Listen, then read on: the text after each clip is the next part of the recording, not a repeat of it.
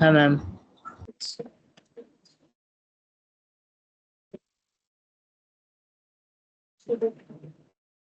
आज हम लोग स्टार्ट करेंगे बिल्स ऑफ एक्सचेंज।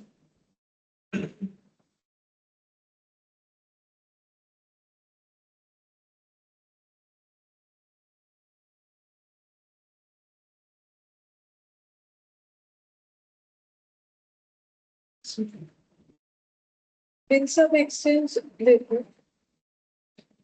तब बिल्स ड्रॉ होता है, ठीक है, वही हम लोग को समझना है। तो जैसे मान लो कि कोई एक सेलर है, ठीक है, मान लो कोई एक बुक सेलर है जो कि बुक्स बेचता है,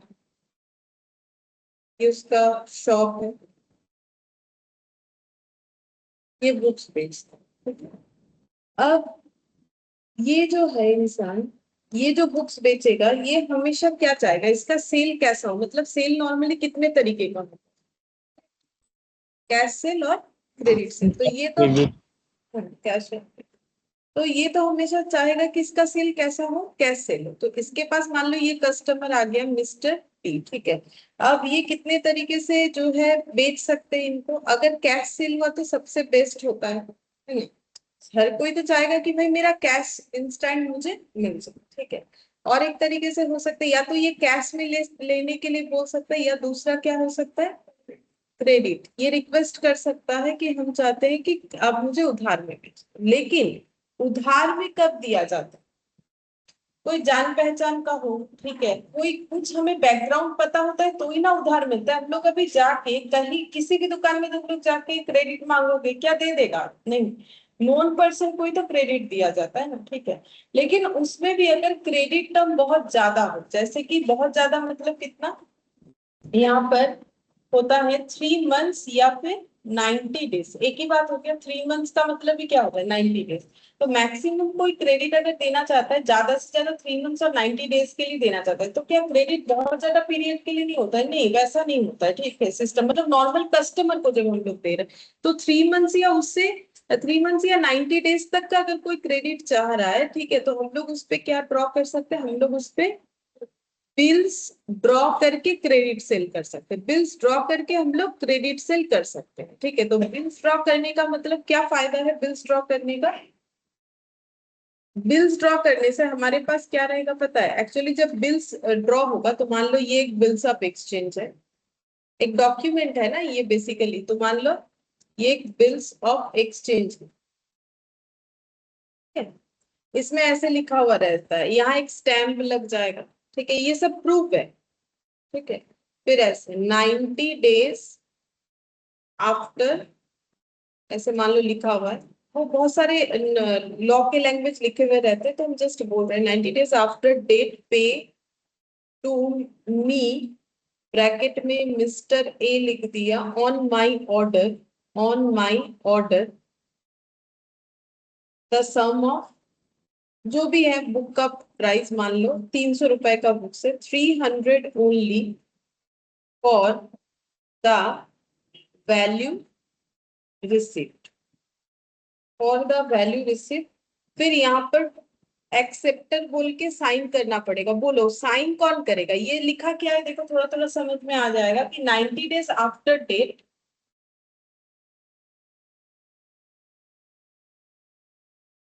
है।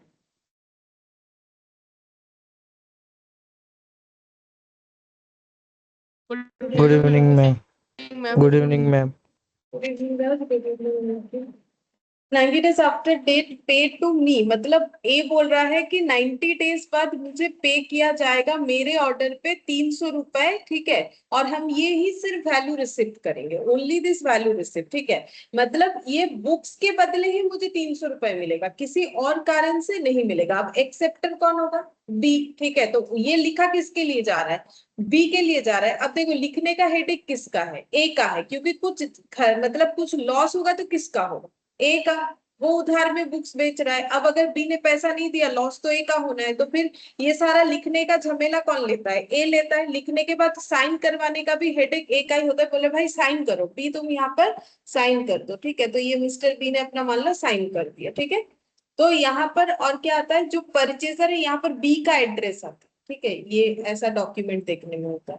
और यहाँ पर जो सेलर है उसका एड्रेस आता है। ये मैंने एक बिल्स ऑफ एक्सचेंज का मतलब फॉर्मेट बना के दिया। तुम लोग को कोई फॉर्मेट पूछेगा नहीं, जस्ट चीज को समझाने के लिए कि क्या होता है, ठीक है। ऐसे जो है 90 डेज या बहुत ज्यादा, जैसे कि 3 मंथ्स या 90 डेज मैक्सिमम, इस इतने के अंदर ही बिल्स बनता है। अगर कोई बोलेगा मुझे 6 महीने का उधार दे दो, अब वो देना है नहीं देना है पर्सनली वो तो सेलर के ऊपर डिपेंड करता है कि वो किसी को 6 महीने का उधार देगा कि नहीं देगा। लेकिन बिल्स ऑफ एक्सचेंज 3 मंथ्स या 90 डेज के ऊपर ही एप्लीकेबल होता है, ठीक है।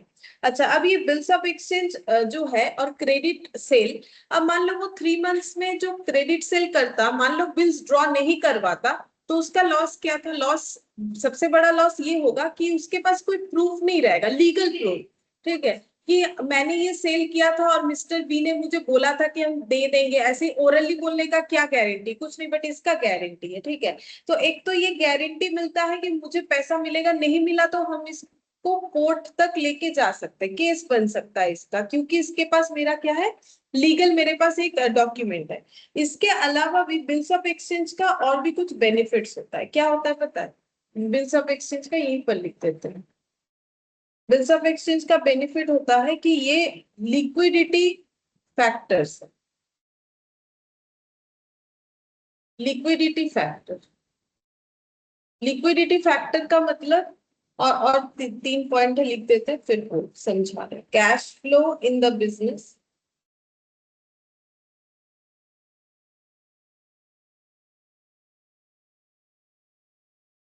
does not cause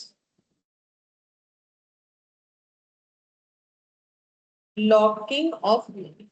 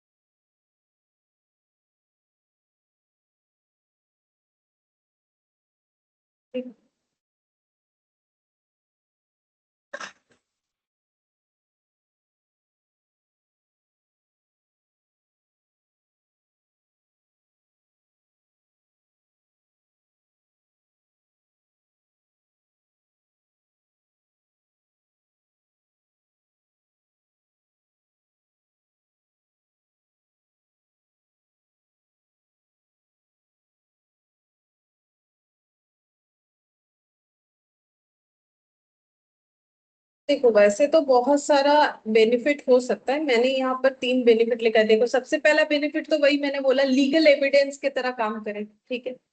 अच्छा, दूसरा जो है कि एक हमें फिक्स डेट ऑफ पेमेंट भी मिलता है, ठीक है। जैसे कि 3 महीने बाद कब, तो वो डेट भी यहाँ पर ना हमें लिखना पड़ता है। ये तो मैंने ऐसे ही बनाया तो उतना कुछ लिखा नहीं है कि इतने तारीख को हम ये पैसा पे करेंगे, तो हमें एक फिक्स डेट मिलता है, ताकि हम लोग आराम से जो है मिस्टर बी को बोल सके कि भाई आपका पेमेंट का टाइम आ गया। मतलब ऐसा नहीं कि कभी भी पे करके निकल जाओ, ठीक है।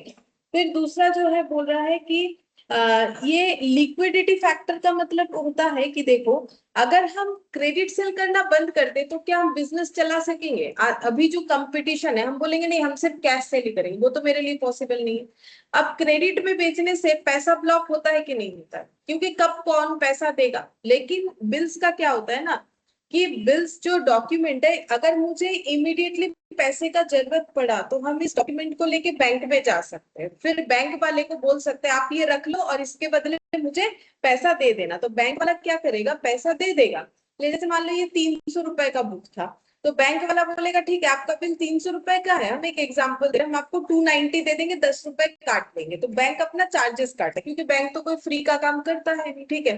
तो बैंक बोलेगा हम 10 रुपए चार्ज काटेंगे, बट आपको इमीडिएटली अभी 290 रुपीज दे देंगे। तो मेरे बिजनेस में पैसे का फ्लो भी हो गया। हाँ, भले ही मेरा 10 रुपए का लॉस दिख रहा है, लेकिन कोई 10 रुपए का लॉस तभी करेगा ना जब वो लॉस को सहन कर पाएगा, तभी ना वो करने जाएगा। अब इमीडिएट पैसे का जरूरत है, इसको बेच दिया है, अब इसने खुद बोला 3 महीने बाद देंगे, तो इसको जाके तो हम लोग बोल नहीं सकते कि भाई दो दो, इससे तो हमारा गुडविल भी खराब होगा। तो हम लोग बैंक में जाके 10 रुपए लॉस करके कम से कम पैसा तो लेके आ सकते, कुछ नहीं तो 290 तो मिल जाएगा।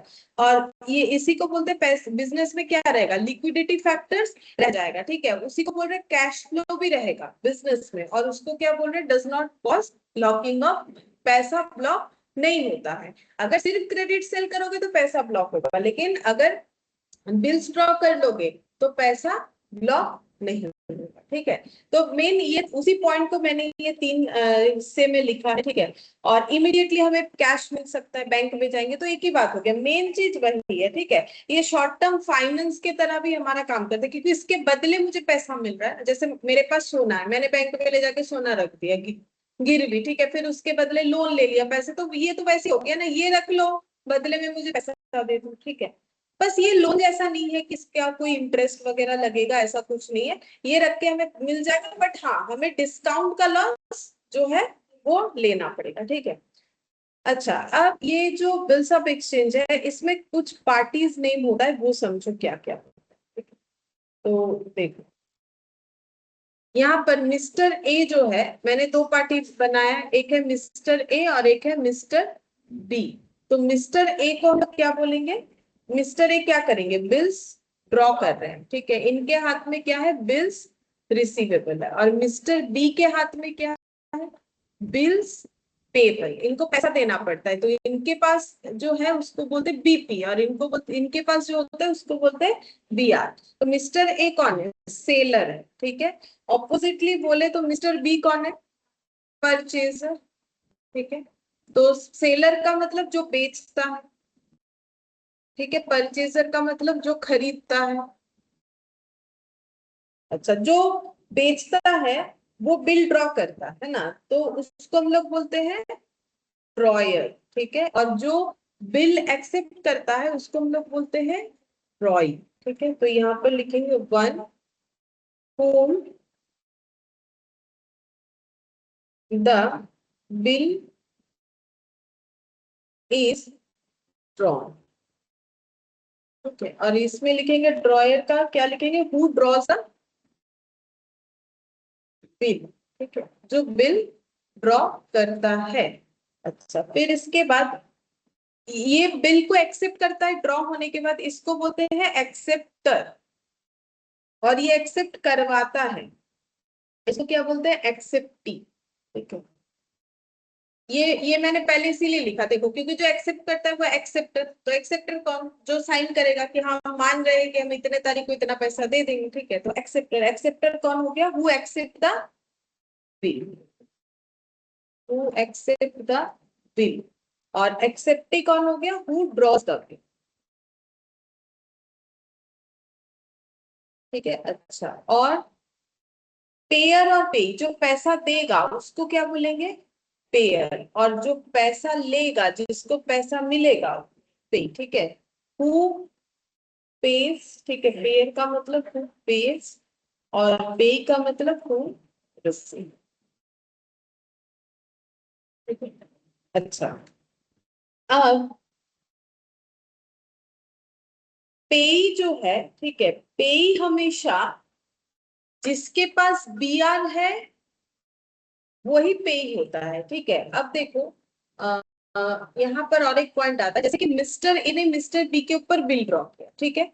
अब मिस्टर ए और मिस्टर बी में रिलेशन क्या हो गया, मिस्टर बी के नजरिए से देखो तो मिस्टर ए उसका क्या हो गया, क्रेडिटर, ठीक है। और मिस्टर ए के लिए मिस्टर बी क्या हो गया, डेटर।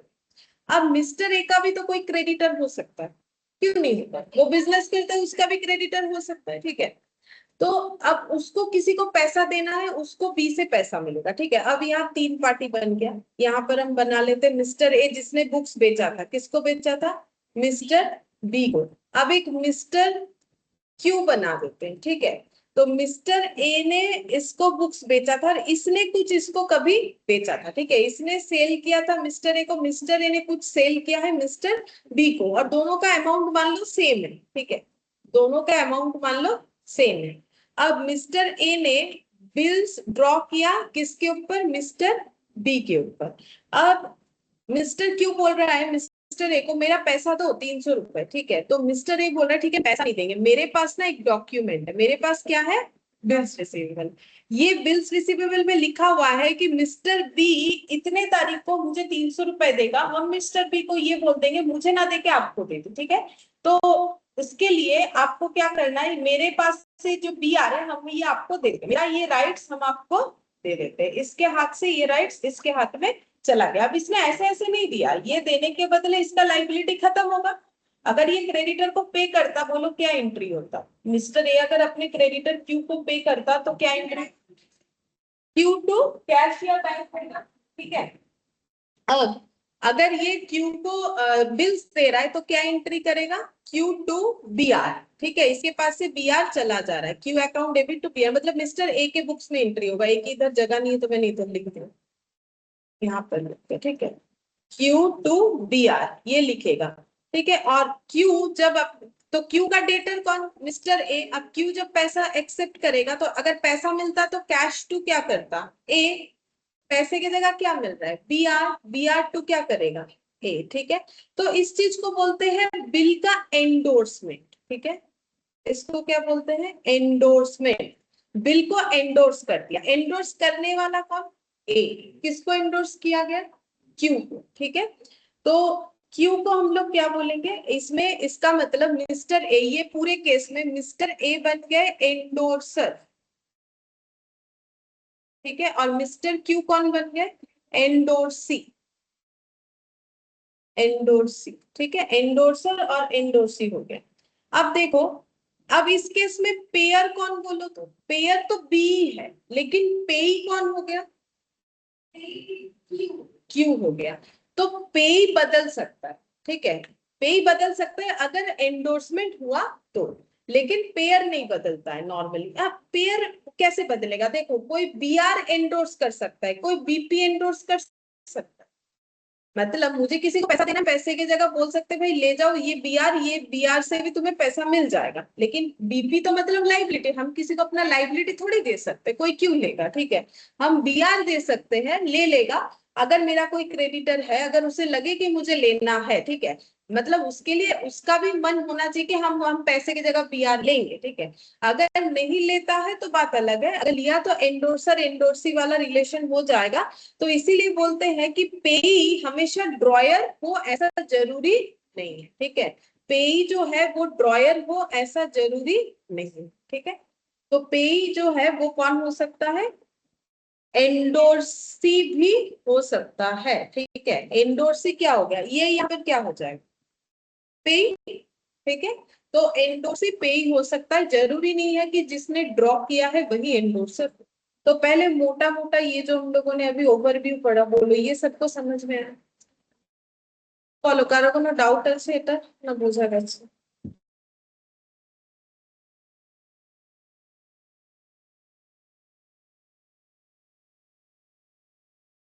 बोलो समझ में आया।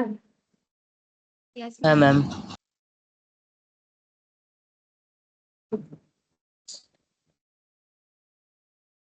अब नेक्स्ट एक पॉइंट आता है फॉरेन बिल, ठीक है। ये मतलब थियोरिटिकली कभी कभी हमें पूछ सकता है। तो फॉरेन बिल्स ऑफ एक्सचेंज, तो फॉरेन बिल्स ऑफ एक्सचेंज किसे कहते हैं, तो इसमें लिखो ड्रॉयर, कॉमा, ड्रॉई,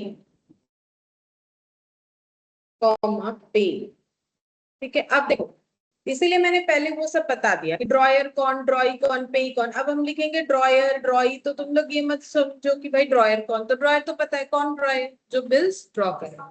ड्रॉई कौन, जिसके ऊपर बिल्स ड्रॉ हो।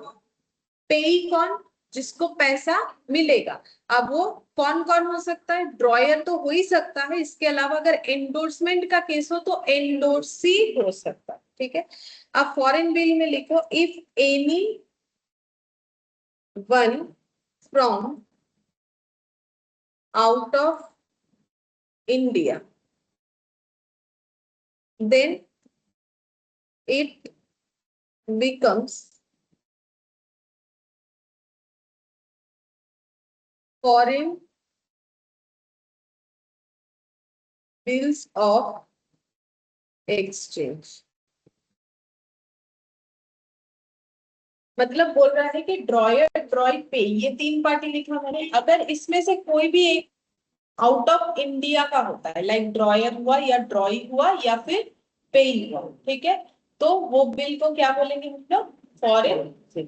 ठीक है, हाँ, कोई भी पार्टी अगर होगा तो उसको हम लोग बोलेंगे फॉरेन। ठीक है, अच्छा।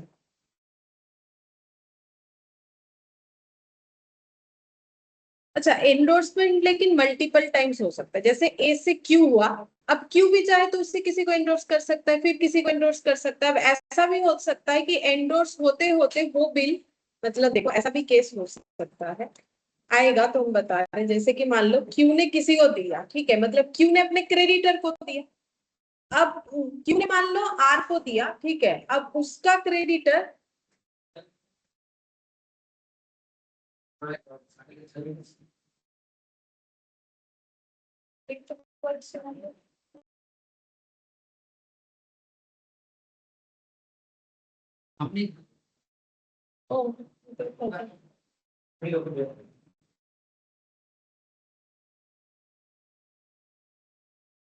ठीक है, देखो तो हम वही बोल रहे थे कि क्यू, और क्यू ने मान लो किसी और को एंडोर्स कर दिया। अब वो किसको कर सकता है? वो अपने क्रेडिटर, जैसे मान लो हम एक एग्जांपल दे रहे हैं कि आर को एंडोर्स कर दिया, ठीक है, अब आर का क्रेडिटर मान लो बी था, समझ रहे हो? आर का क्रेडिटर कौन था? अब बात ये हुआ कि ए को क्यू को पैसा देना था, उसने उसको बिल्स दे दिया, तो क्यू अब बी से पैसा लेगा, ये सिचुएशन था। अब क्यू ने किसको दे दिया? आर को। तो अब कंडीशन ये है कि आर को पैसा मिलेगा किससे? बी से। लेकिन आर और बी में क्रेडिटर डेटर का रिलेशन था, तो आर ने ये बिल उठा के किसको दे दिया? बी को दे दिया। अब ये क्या हो गया? पूरा ऑटोमेटिक सेटल हो गया। मतलब अब बोलो, पैसा देने वाला कौन? क्यू, लेने वाला कौन? आर। लेकिन आर को खुद ही बी को 300 रुपए देना था, तो उस बिल के थ्रू से क्या ये पूरा कैंसिल हुआ कि नहीं? मतलब अब बी को किसी को पैसा नहीं देना, ऐसा क्वेश्चन आएगा, ठीक है, इसीलिए मैंने, बात समझ में आए? क्यों ने पे, क्यों देवे ना तो है, और क्रेडिटर है। এবারে আর বি এর মধ্যে ডেটার ক্রেডিটারের রিলেশন ছিল, মানে আর, ধরো আমি, ও আমার উপরে 300, আর ক্রেডিটার, হ্যাঁ হ্যাঁ, নরমাল নরমাল এটা ছিল কি বিলস এর রিলেশনে যদি দেখি কি আর কি বি এর থেকে পয়সা পাবে, সেটাই তো, তাই তো হলো না। এখন এই বি আরটা কেটে গিয়ে কার হাতে চলে গেছে? इसके हाथ में चला गया। तो अब रिलेशन ये हो रहा है कि आर को बी से पैसा मिलेगा। अब आर थोड़ी ना बी को जानता है, मतलब ऐसे नहीं जानता है, मतलब उसको तो क्यू के थ्रू से मिला ना, तो वहां बी का नाम लिखा हुआ है, तो ये पड़ेगा कि भाई हाँ बी बोल के कोई है जिस जो मुझे 300 रुपए देगा, ठीक है। अब जैसे वो देखने गया कि बी कौन है, तब देख रहा है अरे बी तो मेरा ही क्रेडिटर है, मुझे उसको 300 रुपए देना था, ठीक है। तो वो बोलेगा कि ठीक है आप मुझे 300 क्यों दोगे मत, तो उसको तो उससे 300 की, फिर ये म्यूचुअली सेटअप, तो ये चीज ऐसा सर्कल आता है, ठीक है। तो मैंने बोला किस तरीके से म्यूचुअल सेटअप हो जाएगा, तो ऑटोमेटिकली क्या होगा, बी को और किसी को पे नहीं कर, ठीक है, ऐसा सिचुएशन भी होता है। अच्छा चलो, टर्म ऑफ बिल जो कि हम पहले बता चुके हैं, बोलो कितने दिन का मैक्सिमम बिल हो सकता है? स्टार्टिंग में ही बोला, ठीक है, 3 मंथ्स या फिर 90 डेज। अब तुम लोग सोचोगे दोनों में फर्क क्या है कि हम बार बार दोनों चीज बोल रहे हैं। फर्क है क्योंकि किसी मंथ में डेज क्या हो सकता है,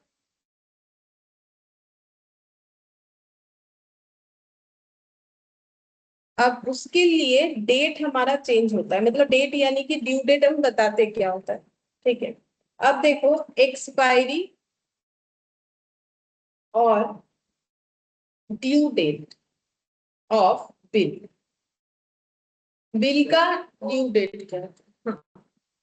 एक्सपायरी और ड्यू डेट ऑफ बिल, तो the date on which the term of bill expired, ठीक है। मतलब अभी मैंने बोला ना कि उस डॉक्यूमेंट में एक डेट देगा कि इस दिन ये मुझे पैसा देने वाला है, डेट दिया होना चाहिए, बिल्स में देना ही पड़ता है। तो जिस दिन वो बिल का वैल्यू मतलब वैलिडिटी खत्म होता है, ठीक है, जैसे कभी घर पे इलेक्ट्रिसिटी का बिल आता है, उसमें डेट लिखा हुआ रहता है कि इतने तारीख के अंदर आपको ये बिल दे देना है। अगर उतने तारीख के अंदर नहीं देते हैं तो फिर पेनल्टी लगता है, पैसा लगता है। अगर कोई किसी मंथ का नहीं देता, नेक्स्ट मंथ में उसका ऐड होके आ जाएगा, ठीक है। तो वहां एक डेट रहता है, तो उसी डेट के अंदर नहीं दोगे तो उस मंथ का फिर बिल उस पैसे के हिसाब से एक्सेप्ट नहीं होगा, फिर उस पे पेनल्टी वगैरह लग जाएगा, और बहुत देरी हुआ तो फिर दूसरे मंथ के बिल के साथ वो ऐड होके पेनल्टी लग के आ जाएगा, ठीक है, मतलब एक्स्ट्रा पैसा लग के फिर बिल बन के आ जाएगा। तो यहाँ भी ऐसा ही होता है, मतलब यहाँ चेंज नहीं होता है उस तरीके से कि नेक्स्ट मंथ के साथ ऐड हो जाएगा। एक बार अगर ड्यू डेट के अंदर बिल का पेमेंट नहीं हुआ तो वो बिल बेकार हो जाता है, ठीक है, मतलब पेमेंट कब करना है, जो डेट लिखा हुआ है उसके अंदर, लेकिन उसका भी एक रूल्स है, ठीक है। तो रूल्स क्या है देखो यहाँ पर समझाते हैं, जैसे ड्रॉ डेट, बिल्स का ड्रॉ डेट, ठीक है, टर्म, ये एक क्वेश्चन कर रहे हैं, ठीक है, यहाँ पर लिखेंगे एक्सपायरी डेट, या फिर जिसको हम लोग बोल सकते हैं ड्यू डेट, और यहाँ पर लिखेंगे मैच्योरिटी डेट।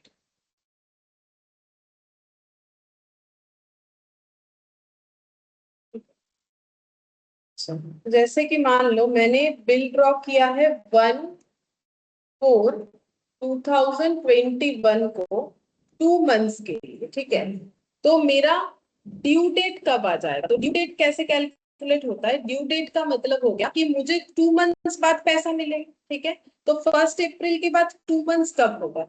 तो हाँ बोलो कब होगा? 1 जून, ठीक है। तो 1 जून कैसे कैलकुलेट करना है, 1 अप्रैल से लेके 1 मई, ठीक है, 1 मंथ, 1 मई से लेके 1 जून, 2 मंथ्स हो गया। तो 1 जून 2021 ये मेरा ड्यू डेट हो गया, ठीक है। अब ये मैच्योरिटी डेट क्या होता है, मैच्योरिटी डेट का मतलब होता है, हाँ, 3 दिन ग्रेस ऐड होगा, ड्यू डेट जो है उसके साथ 3 दिन ग्रेस ऐड होगा, वो हम लिखवा देंगे, ठीक है।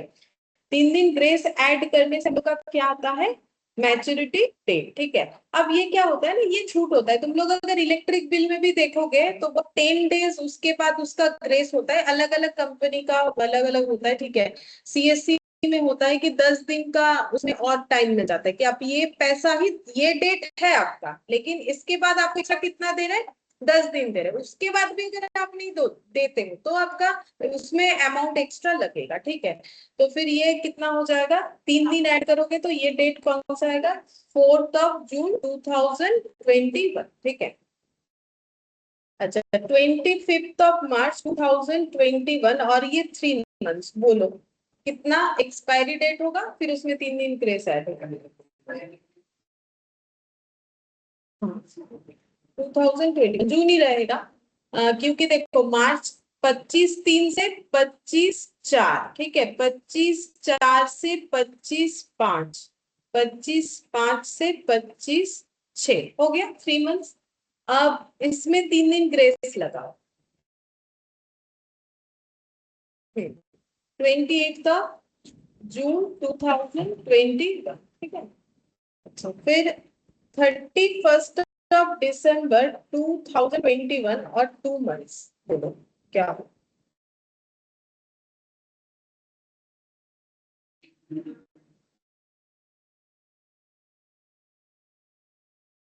चेक करो, कौन क्या लो, 31 दिसंबर थे के, इसमें ये स्टार देना है, ठीक है, ये कैलकुलेशन 31 दिसंबर से पहला मंथ कितना लोगे, 31 जैन, फिर 31 जैन से 31 फेब तो नहीं आएगा, तब करना क्या है, जितना आएगा उतना ही लेना है। अब लीप ईयर है कि नहीं वो चेक करना, तो क्या 22 लीप ईयर होता है, नहीं। लीप ईयर कैसे चेक करते हैं, अगर डिवाइडेड बाय 4 हो जाएगा ईयर पूरा तो फिर वो लीप ईयर होगा, तो 2022 लीप ईयर नहीं है, तो यहाँ पर 20 का फेब, यही मेरा 2 मंथ्स हो जाएगा, ठीक है। मतलब ये देखने का जरूरत नहीं कि भाई इधर 31 हुआ, इधर तो नहीं हो रहा, तो 2 मंथ्स ले सकते हैं कि नहीं ले सकते, ऐसा कुछ नहीं। मंथ के केस में डेट टू डेट, मंथ के केस में क्या देखना है, डेट टू डेट। अब फेब में ये चीज एप्लीकेबल नहीं होगा, लेकिन कोई इशू नहीं, इस तरीके से ही देखा जाएगा, नहीं तो जैसे 1 तारीख से नेक्स्ट मंथ का 1 तारीख, देन आगे का नेक्स्ट मंथ मंथ का 1 तारीख, तो 31 का भी वही होगा। लेकिन अब पेमेंट नहीं होता है तो बात अलग है। जैसे ये 2 मंथ्स की जगह अगर 3 मंथ्स होता तो इसके बाद फिर क्या करते, 28 ऑफ फेब से लेके हमें 28 ऑफ मार्च तक जाना पड़ता है। इस तरीके से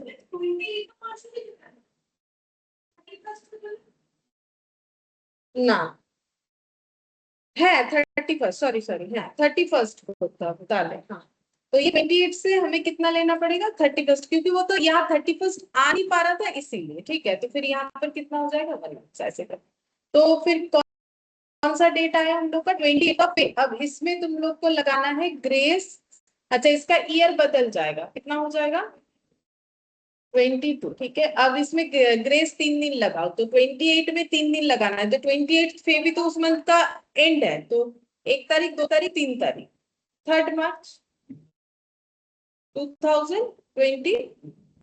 ठीक है, अच्छा फिर इसके बाद 31 ऑफ जैन 2021 और ये 3 मंथ्स बोलो क्या।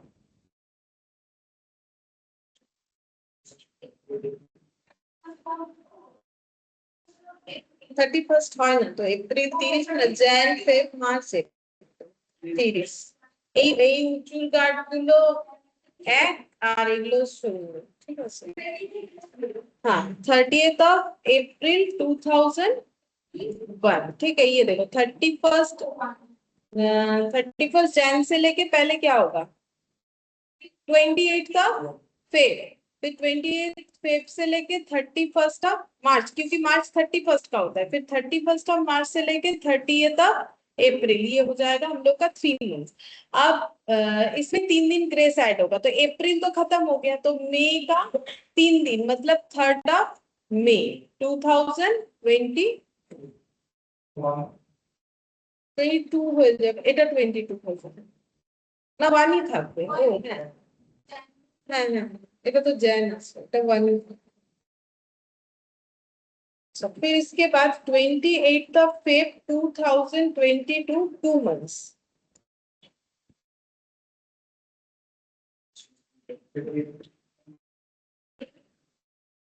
तो 28 फेब से लेके मार्च में जाना है, तो फिर 31 ऑफ मार्च 31 ऑफ मार्च से लेके मार्च के बाद अप्रैल, लेकिन वो 30 का होगा। ठीक है, तो फिर ये क्या हो जाएगा डेट 30th अप्रैल।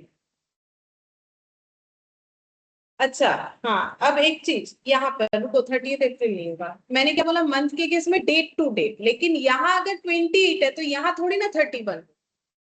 वो तो हम लोग का कब हो रहा था, जब हम लोग का मिडिल में ऐसा आ रहा था। जैसे कि ये वाले केस में तो स्टार्टिंग कहाँ से था 31 से था, बट बीच में 28 फेब का आ रहा था जिसको हम लोग 31 नहीं कर सकते थे। बट ये तो शुरुआत ही कहाँ से, तो फिर 28 ऑफ मार्च तक ही तो लेना पड़ेगा, तभी तो 1 मंथ है।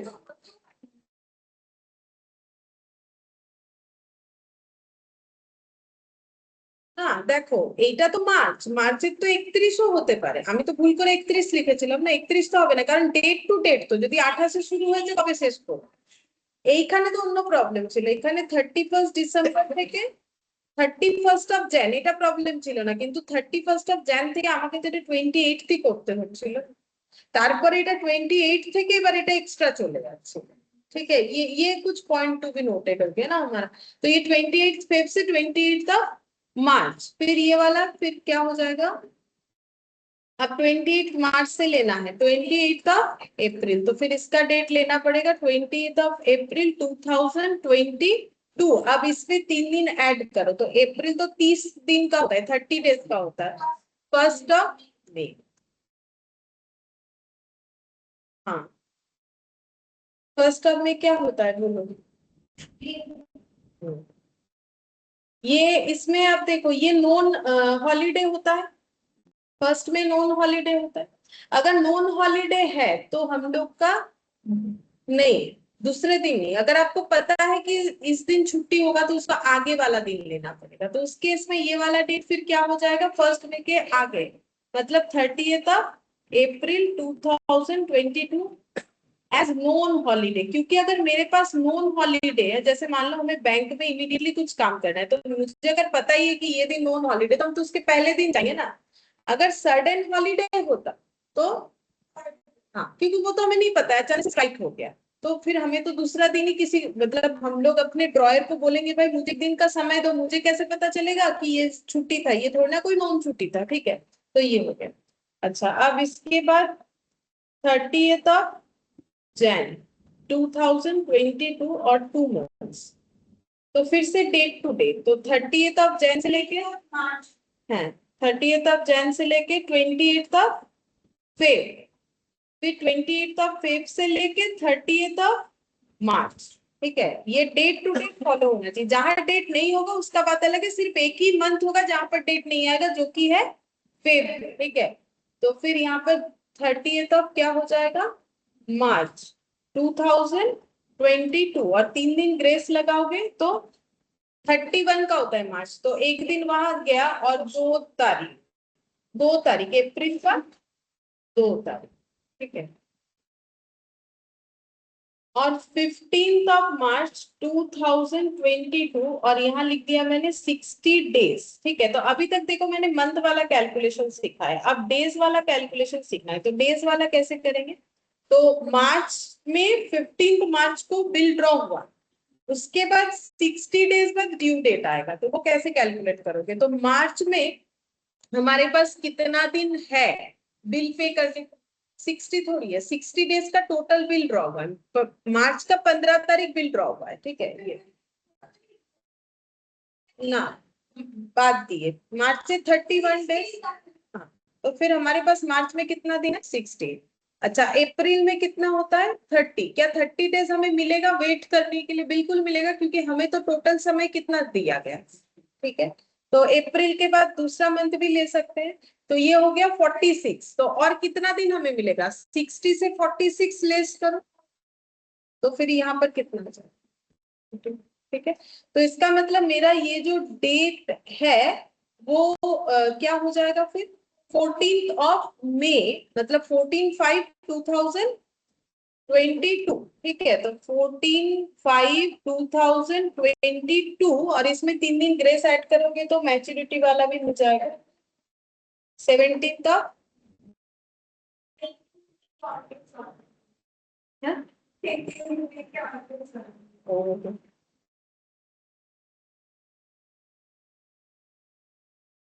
अच्छा, अब 20th अप्रैल देखो, 20th अप्रैल 2022, 90 डेज, ठीक है, 90 डेज बोलो, इसका तुम लोग निकाल के बताओ डेज का,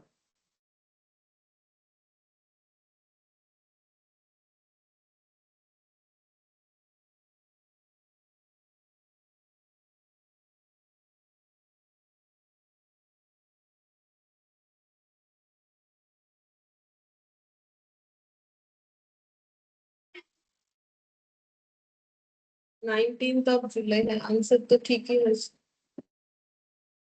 और होते 3 दिन लगिएगा, ठीक है। तो 90 डेज देखो कैसे करके कैलकुलेशन हुआ, डेट कौन सा था हम लोग का, 20th अप्रैल, ठीक है। तो ये देखो 20th ऑफ अप्रैल, तो अप्रैल वैसे कितने दिन का होता है, 30 डेज का होता है, इसमें से 20 माइनस कर दो, तो अप्रैल में हमारे पास कितना दिन रहेगा, 10 डेज, ठीक है।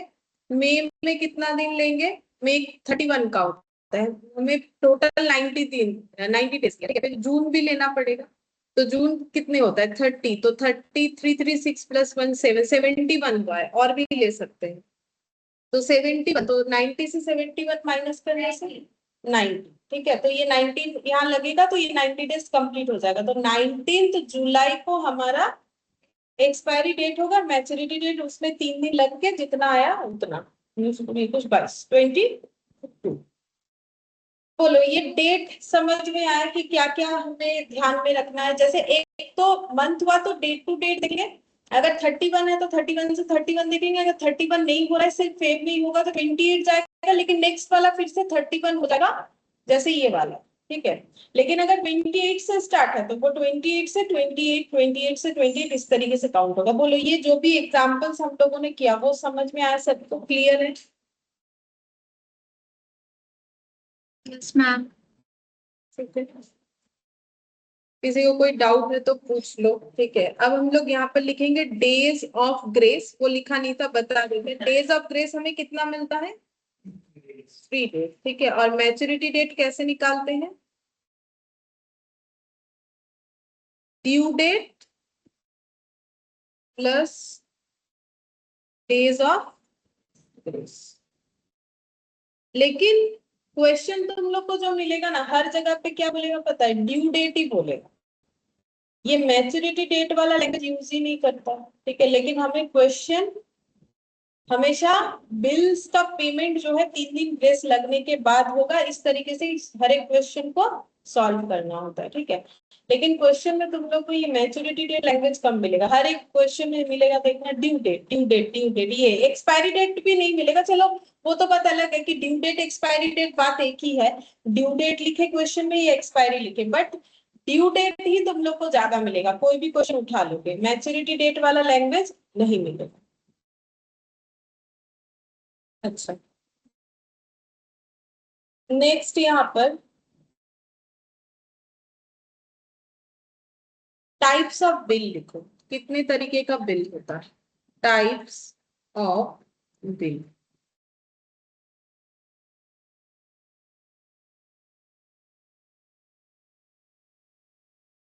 बिल्स आफ्टर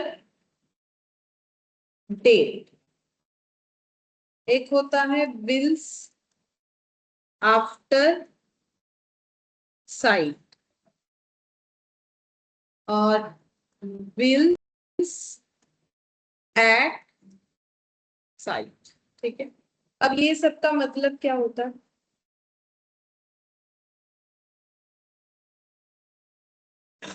तो यहाँ पर बिल का टर्म कब से काउंट होता है, वो मेन बात है। इस केस में बिल का टर्म कब से काउंट होता है?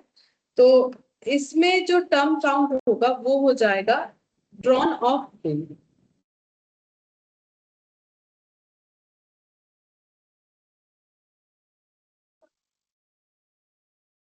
हाँ, जैसे कि एग्जांपल दे रहे, तुम लोग बताना कि bill draw drawn on 2 April for 2 months, ठीक है। तो बोलो मैच्योरिटी डेट कब होगा?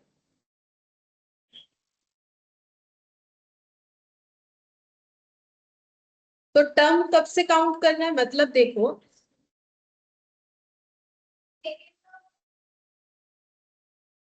तो 2 अप्रैल से 2 मई, 2 जून, ये मेरा ड्यू डेट प्लस 3 दिन कितना हो जाएगा? 5 जून, ठीक है।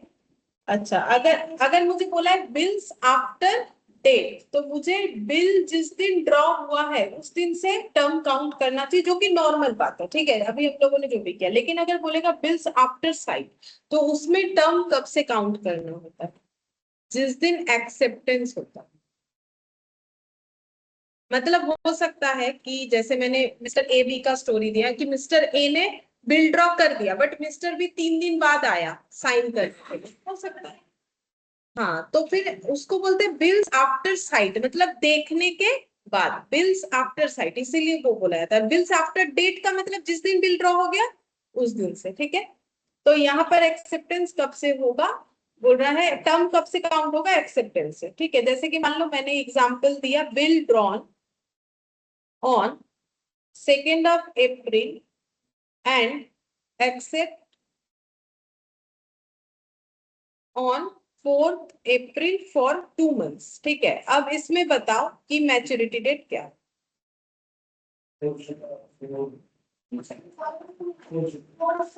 4/6 हो जाएगा ड्यू डेट, और इसमें 3 दिन ग्रेस लगा के 7/6।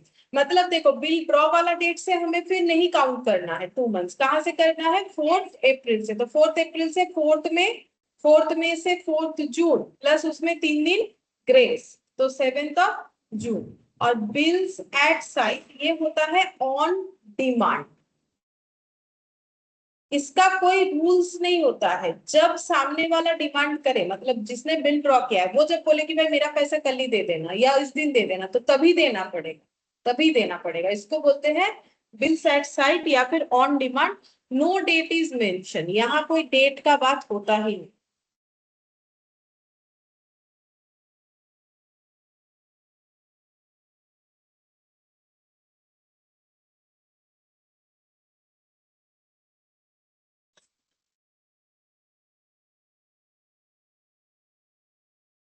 ठीक है, ये 3 चीज समझ में आया।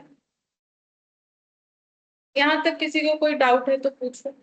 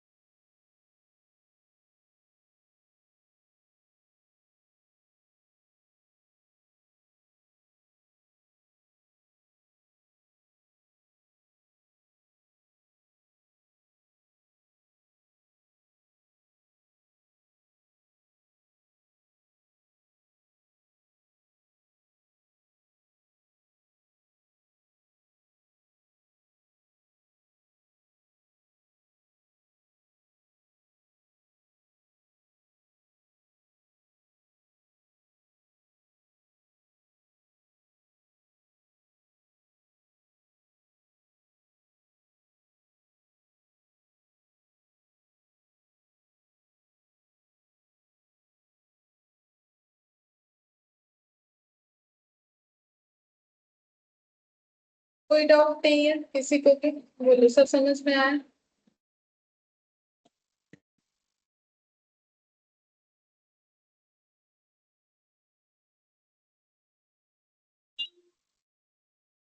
ठीक है, कुछ लिखो। अगर मैच्योरिटी डेट हम लोग का पब्लिक हॉलीडे होगा, if maturity date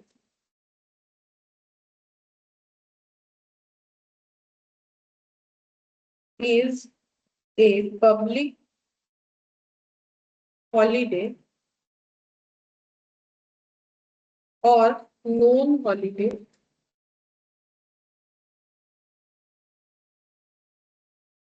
or known holiday, जैसे कि क्या क्या नोन हॉलीडे होता है हमारे देश में? 15 अगस्त, ठीक है, 26 Jain,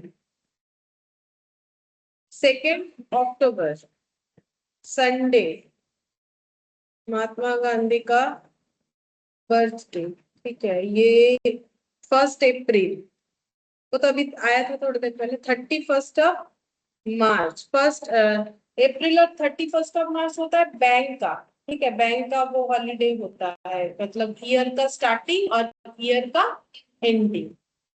then payment date will B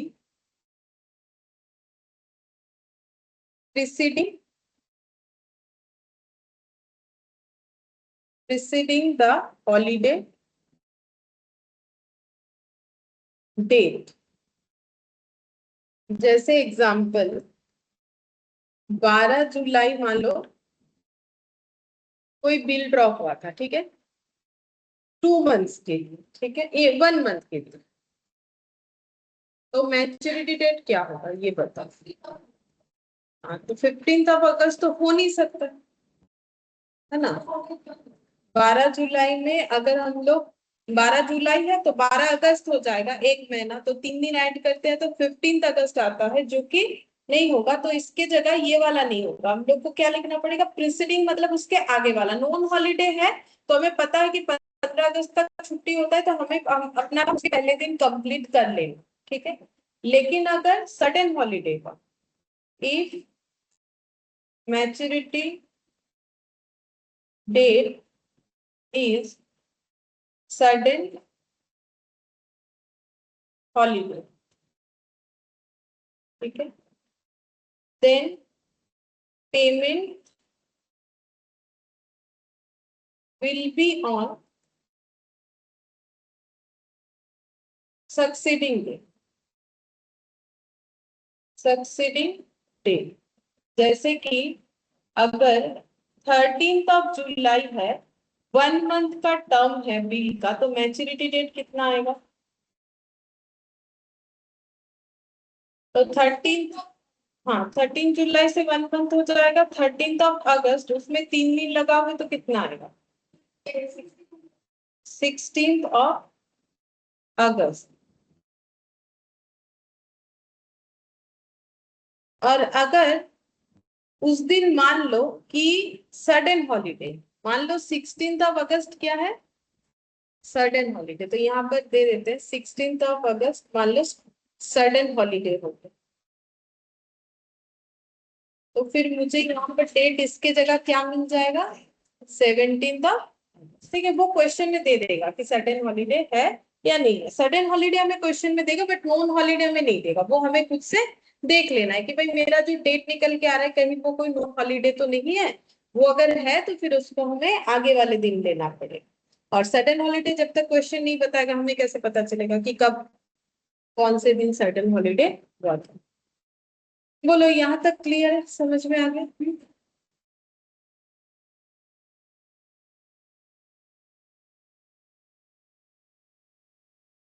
अच्छा, अब हम लोग पढ़ेंगे कि बिल को हम लोग कितने तरीके से जो है मतलब बिल का जो बिल्स ऑफ एक्सचेंज है उसको कितने तरीके से रखा जा सकता है। जैसे कि मैंने एक बोला ना कि पैसे का जरूरत है तो हम लोग बैंक में भी लेके जा सकते हैं। ऐसा 4 मेथड होता है, ठीक है, 4 मेथड होता है।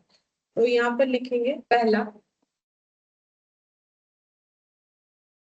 लिख लो, when the bill is retained till date of maturity and honored। और इसी केस में स्लैश देके डिसऑनर्ड भी लिख के रखो, अगर मतलब डिसऑनर्ड हुआ तो क्या होगा। लेकिन अभी हम लोग ऑनर्ड वाला केस ही पढ़ेंगे, आज डिसऑनर्ड कुछ नहीं पढ़ेंगे। अभी कुछ दिन लगातार हम लोग ऑनर्ड वाला केस ही पढ़ेंगे। When the bill send to the bank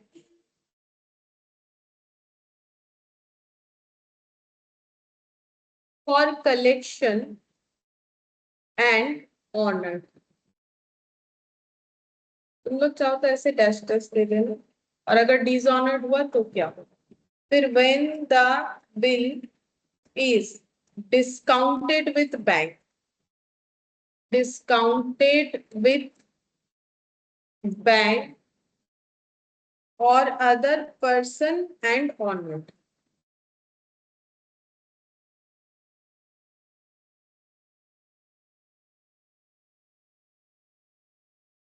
या फिर अगर डिसऑनर्ड हुआ इस केस में तो क्या होगा। फोर्थ नंबर में when the bill is endorsed, when the bill is endorsed to a creditor और क्रेडिटर एंड ऑनर्ड, या फिर डिसऑनर्ड। लिखो, पहले हम समझा देते हैं कि 4 केस क्या है।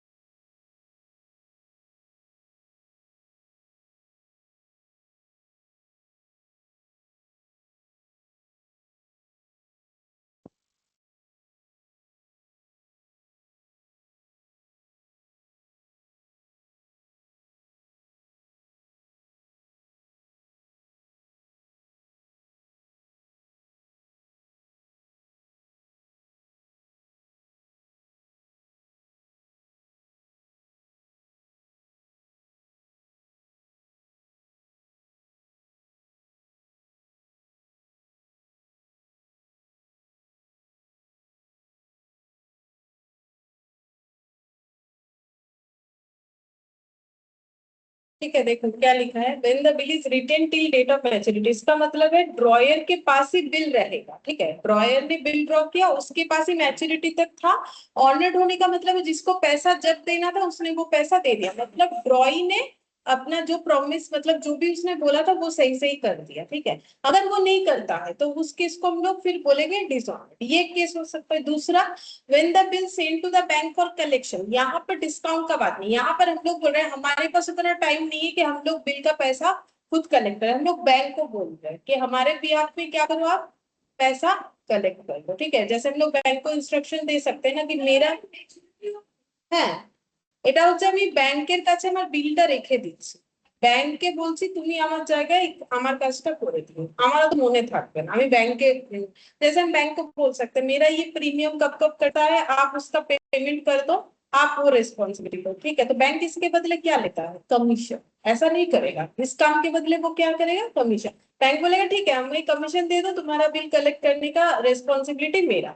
अगर वो डिसऑनर्ड हुआ तब दूसरा केस होगा। अगर ये सिचुएशन में डिसऑनर्ड, तो ये स्लैब देखिए जो डिसऑनर्ड लिखा है वो क्यों लिखा है, वो बोल रहा है कि अगर बिल ड्रॉ करने के बाद ड्रॉ जिसने किया उसके पास ही था, जैसे मिस्टर ए के पास ही बिल था, मिस्टर बी से पैसा लेना था बट मिस्टर बी ने पैसा नहीं दिया तो डिसऑनर्ड, दे दिया तो ऑनर्ड। बैंक में बिल को रख के आया था मिस्टर ए, बोला था मेरे पास इतना समय नहीं है, हम बैंक को रिस्पॉन्सिबिलिटी दे रहे हैं, बैंक को बदले में पैसा दे देंगे, बैंक मेरे बिहाफ में मिस्टर बी से पैसा ले लेगा, अगर मिस्टर बी ने पैसा दे दिया तो कलेक्शन एंड ऑनर्ड, नहीं दिया तो कलेक्शन तो होगा ही नहीं, dishonoured. When the bill is discounted with bank, जो मैंने बोला कि मुझे अगर पैसे का जरूरत है मिस्टर ए को, तो वो इन द मीन टाइम जो टर्म है उसके बीच में जाके बैंक में अपना बिल जमा रख सकता है, या फिर किसी और पर्सन के साथ भी ये चीज कर सकता है कि आप ये बिल रखो, मुझे पैसा दे दो, मुझे पैसे का जरूरत है, आप कुछ डिस्काउंट कर दो मेरे इस बिल का। और जब ऑनर्ड हो जाएगा तो वो ऑनर्ड, अगर बैंक में मैंने रखा था बैंक वाले को वो पैसा मिल जाएगा, मुझे तो पहले ही मिल गया। देखो ना, ए जब बिल लेके बैंक में गया तो ए को तो उसी टाइम पैसा मिल गया, बैंक वाले को कब मिलेगा? अब जो डेट लिखा हुआ है 3 मंथ्स जो भी है उस समय में मिलेगा, इसीलिए तो वो डिस्काउंट काट रहा है ना। तो इस केस में बैंक डिस्काउंट चार्ज काटता है, इस केस में कमीशन काटता है काम करने के लिए, इस केस में कमीशन एजेंट की तरह काम करता है, ठीक है। और इस केस में वो डिस्काउंट काटता है। अब अगर उस केस में डिसऑनर्ड हुआ तो क्या सिचुएशन होगा? When the bill is endorse to a creditor, वो तो अभी समझा है ना कितने सारे एग्जांपल की क्रेडिटर क्यू को दे दिया, उसके बाद बी ने ऑनर्ड किया, पैसा दे दिया, अगर नहीं दिया डिसऑनर्ड किया तो क्या होगा, ठीक है। तो ये सारे सिचुएशन में हमें जर्नल एंट्रीज जो है वो सीखना पड़ता है, ठीक है। तो पहले एक सिंपल सा एग्जाम्पल लिखेंगे, ये पहले हम लोग ये पॉइंट ए वाला कर रहे हैं, ठीक है, 1 वाला वो और नहीं लिख रहे हैं हम, आज 1 वाला ही करवा रहे हैं, 2 वाला भी देखेंगे अगर होगा तो वो भी करेंगे, ठीक है।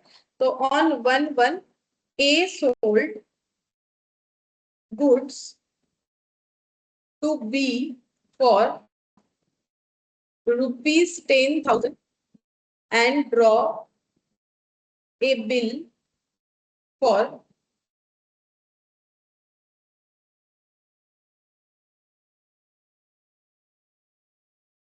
draw a bill for 3 months on B for the amount B accepted and retain it to A. Sorry, return it to A. Return it to A. Thus, bill is duly honored at maturity. Pass journal entry, ठीक है, क्योंकि ये journal based chapter ही है, ठीक है, तो हमें journal entry पास करना।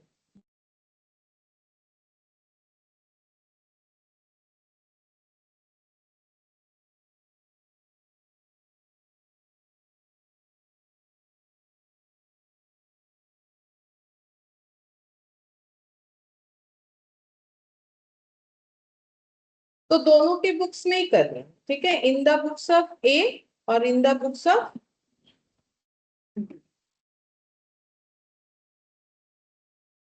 अच्छा, तो ये लिख लिए हो तो हम दिखाते हैं आंसर हमें कैसे करना।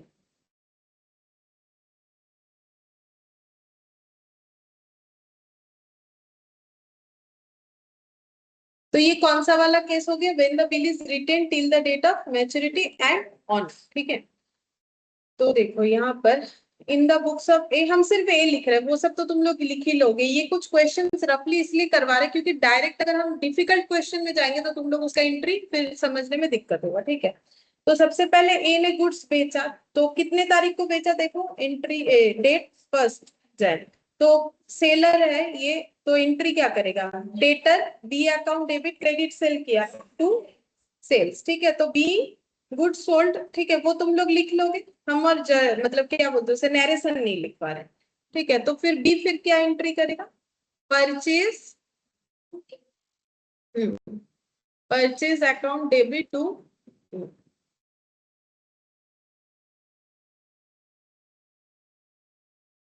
फिर इसके बाद बिल्स ड्रॉ होगा, तो क्या एंट्री होगा, bills receivable account debit to B. देखो जब बी आर ड्रॉ होगा, बी बोल के और कुछ नहीं रहेगा, क्योंकि सोचो ये डेटर मेरा कहाँ रहता है, बैलेंस शीट, ठीक है। अगर मेरा इतना ही केस होता तो बैलेंस शीट जब बनता तो मेरा डेटर में बी आ जाता, ठीक है, क्योंकि डेटर में तो वैसे नाम नहीं रहता, कितना डेटर हो सकता है, नाम लिखना पॉसिबल नहीं, तो टोटल डेटर हम लोग लिखते हैं, ठीक है। तो ये डेटर आ जाता। अब मेरा डेटर 10,000 का, हम बोलेंगे मेरा बी आर भी 10,000 का, ये थोड़ी हो सकता है, एक इंसान के लिए बी और बी आर से थोड़ी लिख सकते हैं। इसीलिए जब बिल्स ड्रॉ होता है तो डेटर ऑटोमेटिकली एंट्री में क्या करना पड़ता है, कैंसिल। हम लोग 10,000 का एक ही अमाउंट दिखा सकते हैं, या तो उसे डेटर की तरह दिखा सकते हैं, और अगर बी आर बन गया है तो बी आर की तरह दिखा सकते हैं, ठीक है। तो जैसे ये बिल ड्रॉ किया, इसको बिल एक्सेप्ट करना पड़ेगा, तो ये क्या एंट्री करेगा, ए, देखो ये बीपी एक्सेप्ट करेगा, इसका लाइबिलिटी है, तो टू क्या हो जाएगा, बिल्स पेबल, क्योंकि बिल्स पेबल लाइबिलिटी है तो क्रेडिट हो जाएगा। तो डेबिट क्या होगा, जैसे मैंने बोला कि बैलेंस शीट में डेटर और बीआर दो चीज नहीं आ सकता है एक ही इंसान के नाम से, ठीक है। सेम तरीके से एक क्रेडिटर का भी थोड़ी हो सकता है कि बी अपने बुक्स में ए को क्रेडिटर भी दिखाएगा, ए को बीपी देगा, वो भी दिखाएगा, तो क्रेडिटर से ही तो क्या बन गया है, बीपी, ठीक है। तो यहाँ पर हमें क्या, ए को फिर क्या कर देना है, आउट, ठीक है। तो यहाँ पर ए डेबिट हो जाए। अब जो मैच्योरिटी डेट है वो कब आएगा,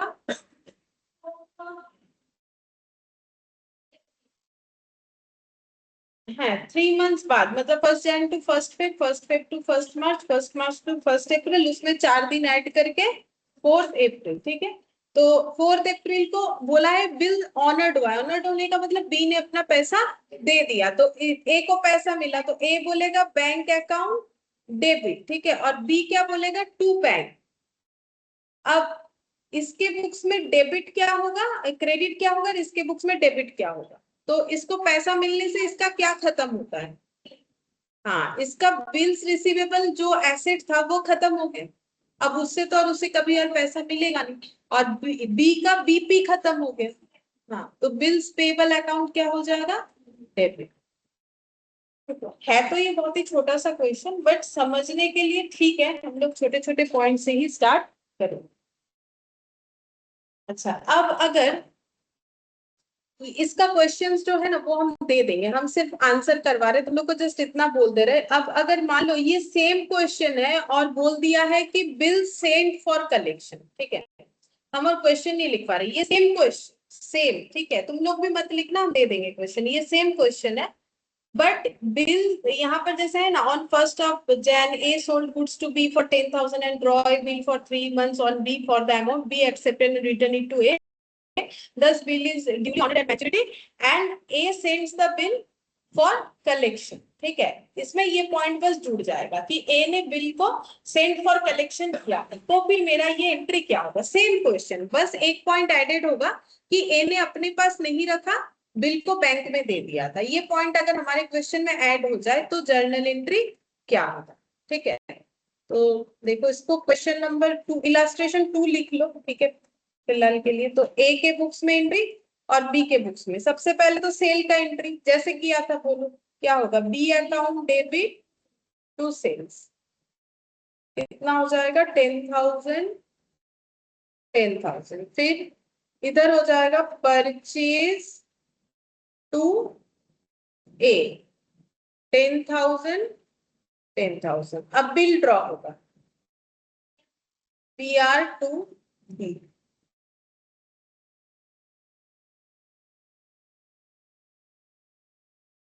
और इधर हो जाएगा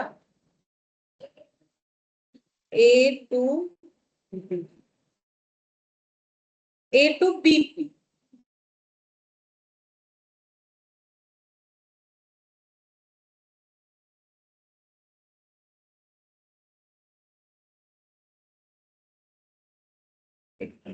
अच्छा, इसके बाद क्या होगा बोलो। अब देखो, एक ने बेच दिया, बेचने वाले ने बेच दिया, खरीदने वाले ने खरीद लिया, फिर दोनों ने आपस में बात करके बिल ड्रॉ कर लिया, तो एक के पास बीआर आ गया, एक के पास बीपी आ गया।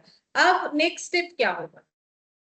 अब अगर एक को बिल अपने पास रखना नहीं है तो वो कहाँ जाए, बैंक के पास। बैंक के पास जाके वो क्या देगा, बीआर, बीआर देगा ना।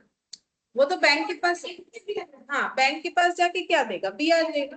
तो इसके पास से बीआर चला जाएगा, ठीक है। और वो क्यों जा रहा है, क्योंकि उसने बैंक वाले को क्या बोला है कि मेरे बदले आप ये बिल ले लेना। तो उसको लिखा भी क्या जाता है, बिल्स सेंड फॉर कलेक्शन, यही एंट्री में लिखा जाता है, ठीक है। যদি কোনো ডেট আমাদের দিয়ে দেয় যে এই তারিখে ছিল, তো আমরা ওটাই দেবো। যদি না দেয় তাহলে এই তারিখের মধ্যেই আমরা লিখতে থাকবো, যেহেতু আমাদের কোনো স্পেসিফিক ডেট নেই, থাকলে কিন্তু দিতে হবে। अच्छा, इस दिन जिस दिन ए ने बिल सेंड फॉर कलेक्शन किया कि उसके बराबर बी में कोई एंट्री होगा। जैसे देखो, यहाँ सेल कर रहे थे तो यहाँ परचेस कर रहे थे, यहाँ बीआर का एंट्री कर रहे थे तो यहाँ बीपी, बट यहाँ बिल सेंड फॉर कलेक्शन, इसका कुछ नहीं। इसका इससे क्या लेना देना, वो तो एक मर्जी भाई, वो अपने पास रखे, वो बैंक में डिस्काउंट करवाए, वो सेंड फॉर कलेक्शन करे, वो तो एक मैटर है, उसके लिए भी थोड़ी कोई नहीं करे।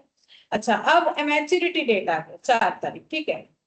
अब मैच्योरिटी डेट आ गया, तो अब बैंक अब जो है बिल कलेक्ट हुआ, तो पैसा कौन दे रहा है, ऑनर्ड हो गया बी। तो बी क्या एंट्री करेगा, वो तो बोलेगा मेरा लाइबिलिटी खत्म, मेरा तो सेम एंट्री है, B account debit to bank, है ना। बी बोलेगा मैंने खरीदा था 10,000 का सामान, ठीक है, मैंने बोला था दे देंगे 4 तारीख को, मैंने अपना पैसा दे दिया, ठीक है। लेकिन ए क्या एंट्री करेगा, ए लिखेगा बैंक अकाउंट डेबिट, पैसा मिला नहीं, हाँ वो तो क्रेडिट करेगा उसके, हाँ ठीक बोल रहे हो, वो उसके पास तो बीआर नहीं है, वो क्या लिखेगा, टू बिल्स सेंड फॉर, हाँ और कमीशन आएगा, वही हम बोलना चाह रहे थे। तो ये हो गया कलेक्शन, कितना हो जाएगा 10,000। अब बैंक वाला बोलेगा ठीक है आपको तो अपना, लेकिन मैंने जो आपका बिल इतना दिन रखा, आप मुझे क्या दोगे, आपका काम तो मैंने कर दिया, आप मुझे कमीशन दे देना। अब वो तो देखो बैंक बोलता है कितना कमीशन, चलो हम एग्जाम्पल में वो जोड़ दो, मतलब जो क्वेश्चन होगा उसमें तुम लोग को मिल जाएगा कि कमीशन 1% है बिल के अमाउंट के ऊपर, तो फिर कितना हो जाएगा 1%, 10,000 के ऊपर 1% कितना हो जाएगा 100, 10,000 এর উপর 1%, 100, তাহলে 10,000 মাইনাস 100 কত, 10, 9,000। तो वो तुम लोग को मिल जाएगा क्वेश्चन में कि 1% कमीशन है, तो क्वेश्चन हमें बता देगा कितना परसेंट कमीशन है, उसके ऊपर हमारा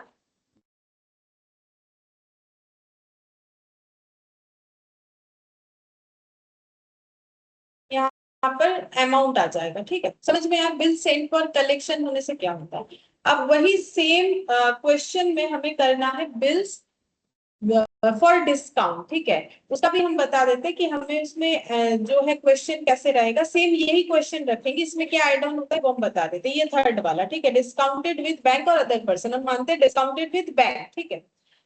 अब डिस्काउंट का कोई एक रेट होगा, जैसे ये कमीशन का रेट बताया, तो मान लो डिस्काउंट का रेट है हम लोग का 15%, ठीक है।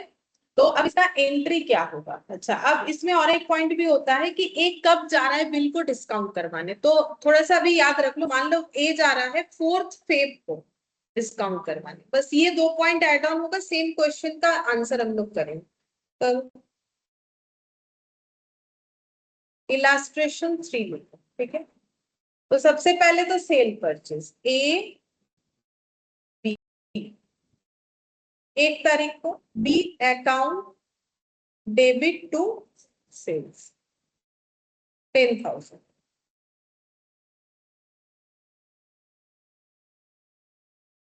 परचेज टू ए 10,000,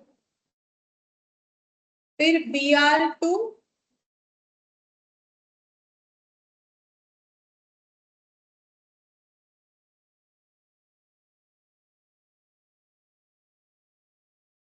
फिर ए टू बीपी,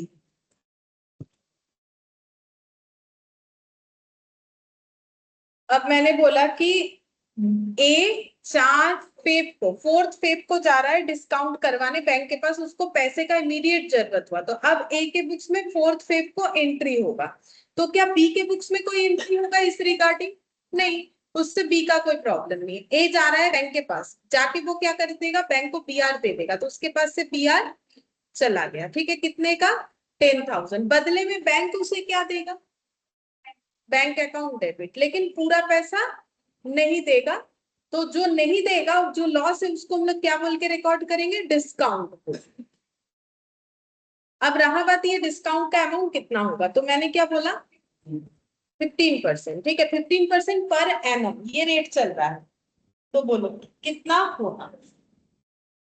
1 साल का हो गया ना 15% पर एनम, तो यहाँ कैलकुलेशन कैसे होगा? तो मुझे बोलो, बैंक उसको डिस्काउंट जो उसके ऊपर चार्ज करेगा, तो बैंक का रूल्स क्या होना चाहिए? बैंक बोलेगा देखो आपको, आप अगर वेट करते आपको 3 महीने बाद पैसा मिल जाए। ठीक है, आपको कितना दिन वेट करना पड़ता? 4 अप्रैल तक। लेकिन आप मेरे पास कब आ गए हो? 4 फेब को, तो कितने समय पहले आए? ठीक है, तो हम आपके ऊपर 2 महीने का ही डिस्काउंट चार्ज काटेंगे, जो पर एनम रेट चलेगा उसके ऊपर 2 मंथ्स। ठीक है, तो फिर कितना होगा?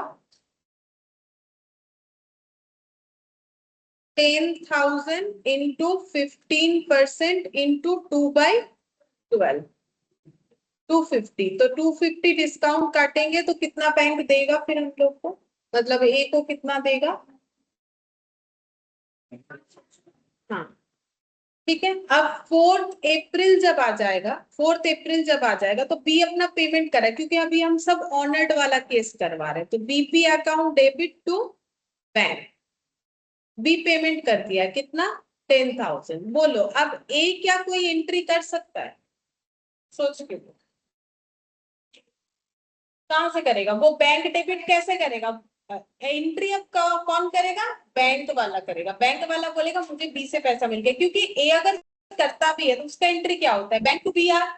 तो बीआर तो उसके हाथ में है ही नहीं, तो वो बीआर को कहां से, क्योंकि बीआर तो उसने कैंसिल कर रखा है। ठीक है, उसका क्या हुआ देखो, उसका बी भी कट गया है। ठीक है, उसका क्या नेट एंट्री हो, तुम लोग मत काट देना। Bank account debit discount debit to sales, मतलब उसका सेल्स डिस्काउंटेड वाला हो गया।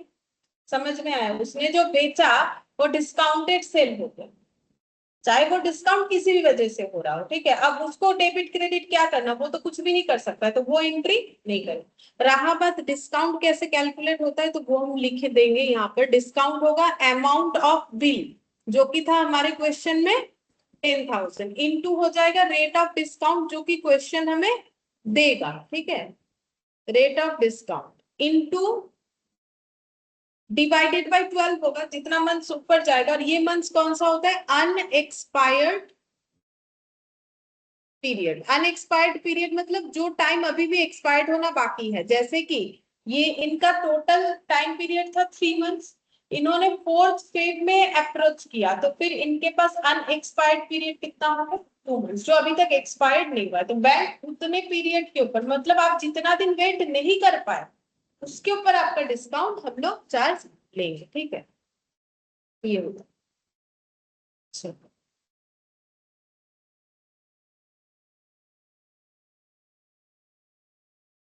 अब एंडोर्समेंट का केस करती हूँ, चलो। इलास्ट्रेशन 4 लिखो। सेम वही क्वेश्चन है, बट उसमें ऐड क्या हो जाएगा हम तुम लोग को बताते हैं।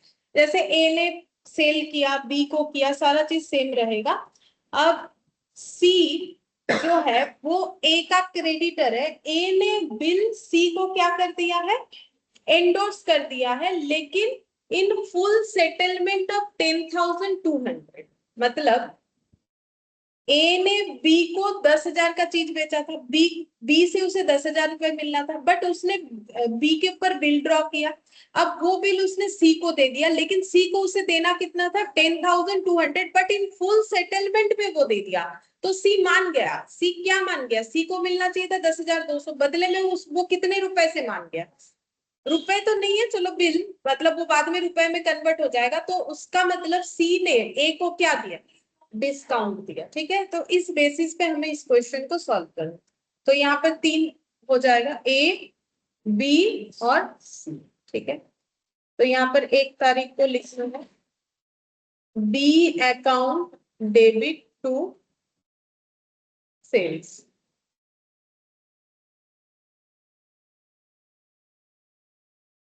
Purchase to A. यहां भी कुछ नहीं होगा। फिर बी आर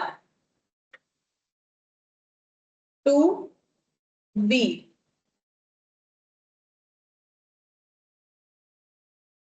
ए टू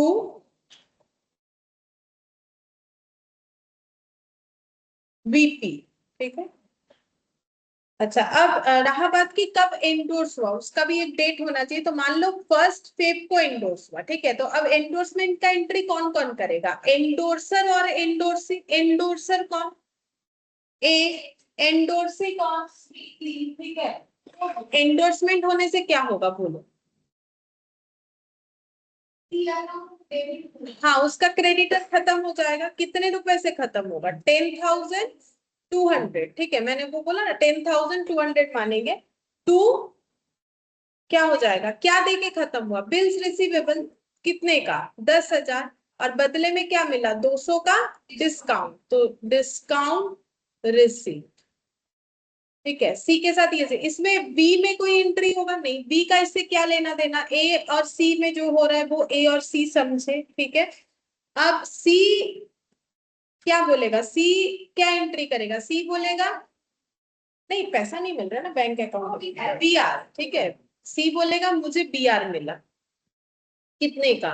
10,000। मैंने डिस्काउंट दिया कितने का? डिस्काउंट अलाउड किया मेरे कस्टमर को, क्योंकि ए उसका कस्टमर है। कितना? 200। और बदले में मुझे पैसा वैसा नहीं मिला। मेरा, हाँ, बदले में मेरा डेटर खत्म हो गया। पैसे की जगह बी आर मिला, डिस्काउंट दिया और डेटर खत्म हो गया जो है ए। 10,200। ठीक है। अच्छा, अब ऑनर्ड हो गया बिल। तो 4 तारीख को बी पेमेंट कर रहा है, तो बी अपना बुक्स में क्या एंट्री करेगा? मेरा बीपी खत्म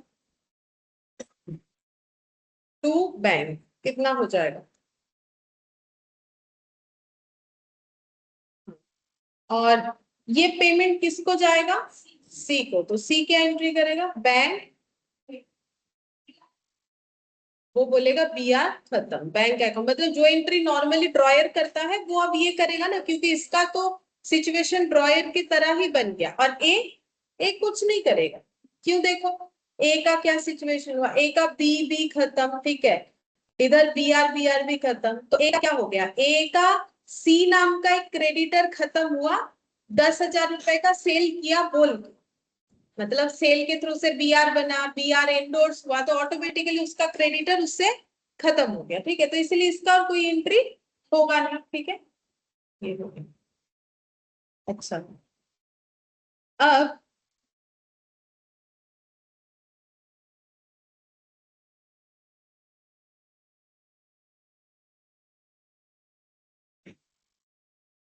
नेक्स्ट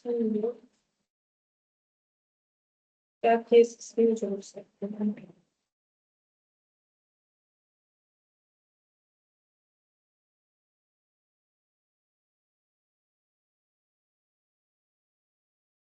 तो देखते हैं पहले यहाँ कोई क्वेश्चन हम लोग कर सकते हैं। हाँ, ये वाला कर सकते हैं। बाद में हम लोग और भी केसेस देखेंगे छोटा छोटा। एक ये इलास्ट्रेशन करके देखते हैं। अभी तो जो क्वेश्चन का बोल रहा है, Messrs. Sujata receives two bills from Messrs. Aruna dated 1st Jan 2022 for 2 months. The first bill is for 10,200 and second for 15,000. The first bill is discounted immediately with the bank for 10,000 and the second bill was endorsed in favor of Mr. Sri on 3rd Jan 2022. Pass necessary journal entries in the books of Messrs. Sujata. ठीक है, तो देखो जो भी हम लोगों ने छोटा छोटा केस किया उसको मिक्सड अप करके दिया ना, क्योंकि उतना छोटा छोटा क्वेश्चन नहीं होगा, क्योंकि जर्नल एंट्री वाला टॉपिक है। हो सकता है थोड़ा सा प्रॉब्लम हो, इसलिए मैंने छोटा छोटा क्वेश्चन करवाया। तो ये एक बार ट्राई करो तो किसके बुक्स में होगा? इन द बुक्स ऑफ सुजाता। सिर्फ सुजाता के बुक्स में एंट्री करना है। तो स्टार्ट करो, बता दो।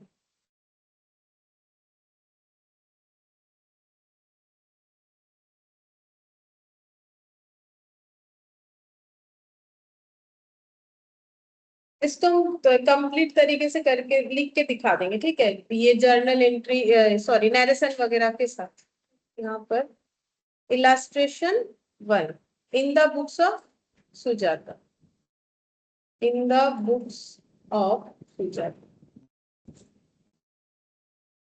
डेट ऐसे करके एग्जाम में सब लिखना होता है, ठीक है, लेकिन हम अभी लिखते नहीं उतना, क्योंकि क्लास में इतना सारा चीज लिखेंगे तो कंप्लीट नहीं कर पाएंगे। बट ये एक क्वेश्चन में हम लिख देते हैं, बाकी में नहीं लिखेंगे। तुम लोग जब एग्जाम में करोगे तो जरूर लिखना होगा, जैसा अपना तुम लोग स्केल वगैरह यूज करके लिखते हो लिख देना। अच्छा, बोल रहा है कि 2 बिल मिला है इनसे, ठीक है, तो मतलब receive 2 bills from messrs Aruna, तो फिर बिल रिसीवेबल किसका है, मतलब मिसेस सुजाता ने बिल्स ड्रॉ किया या बिल्स एक्सेप्ट किया? क्योंकि रिसीव्स 2 बिल्स मतलब उससे बिल वापस लिया, उसने साइन करके दिया, तो फिर क्या एंट्री होगा? Bills receivable account debit to Aruna. कितने तारीख को लिखेंगे? 1 Jan 22। हम शॉर्ट में BR लिख रहे हैं, बट एग्जाम में तुम लोग ये सब मत लिख के आ जाना, ठीक है, पूरा लिखना। अच्छा, दोनों बिल एक साथ लिख देते हैं तो कितना? 10,200 और 15,000 कितना हो जाएगा? हाँ, 25,200। Being 2 bills receivable from Arun।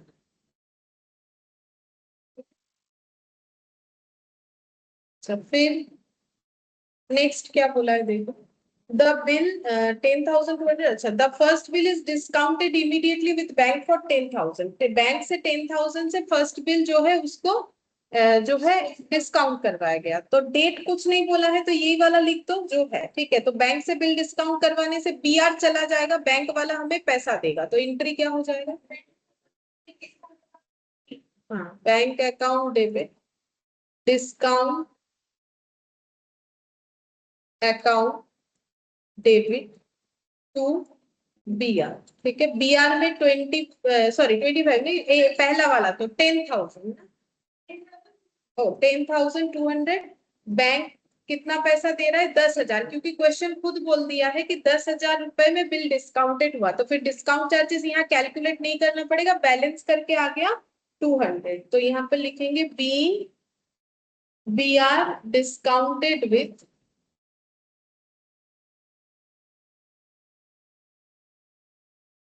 The bank at a charge of ₹200।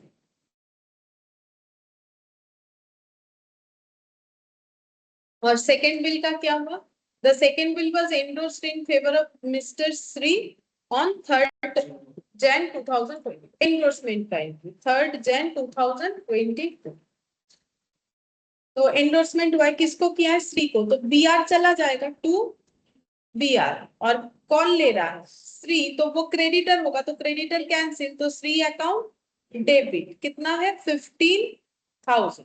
और नरेशन क्या हो जाएगा? Being bill endorsed, being bill endorsed, being bill endorsed. तो देखो एग्जाम में तो उसी समय के अंदर हमें जो है नरेशन लिखना होता है, कोई भी चैप्टर, बिल्स का बात नहीं है, अगर नरेशन लिखना ही है तो उसी समय के अंदर ही लिखना होगा, ठीक है। तो हम यहाँ पर उतना नहीं करवा सकते, लेकिन तुम लोग अपना हाथ का स्पीड रखो, ताकि एग्जाम में अगर विद नरेशन लिखना हो तो उसी टाइम के अंदर ही तो लिखना पड़ेगा ना, उसके लिए तो एक्स्ट्रा टाइम मिलने वाला है।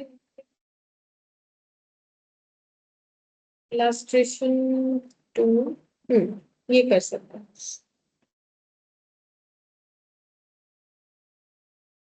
रिन्यू है, रिन्यू वाला तो मैंने भी सिखाया नहीं। रीपेड, ठीक है, नहीं सिखाया, लिखवा देंगे, ये ऐसे भी हम लोग समझ के कर सकते हैं, प्रॉब्लम नहीं। देखो यहाँ पर बोल रहा है कि Vijay sold goods to Pritam on 1 September 2022 for 1,06,000. Pritam immediately accepted a 3 months bill. On due date, Pritham requested that the bill be renewed for a fresh period of 2 months. मतलब हम समझा देते क्या केस है, रिन्यूअल ऑफ बिल का है। मतलब बोल रहा है कि विजय ने पहले गुड्स बेचा, किसको, प्रीतम को। तो इसमें तो नॉर्मल बात है, ठीक है, कितने का बेचा, कितने तारीख को बेचा, 1 September 1,06,000। तो बेचने वाला कौन, विजय। तो बिल्स अगर ड्रॉ करना ही तो करेगा कौन, विजय करेगा। तो बोल रहा है प्रीतम इमीडिएटली एक्सेप्टेड 3 months बिल। तो विजय ने उसके ऊपर 3 months का बिल ड्रॉ किया। पहले इतना हम लोग कर लेते, जर्नल एंट्री किसके बुक्स में करने बोला है, इन द बुक्स ऑफ, दोनों के बुक्स में, विजय एंड प्रीतम, ठीक है, दोनों के बुक्स में करने के। इलास्ट्रेशन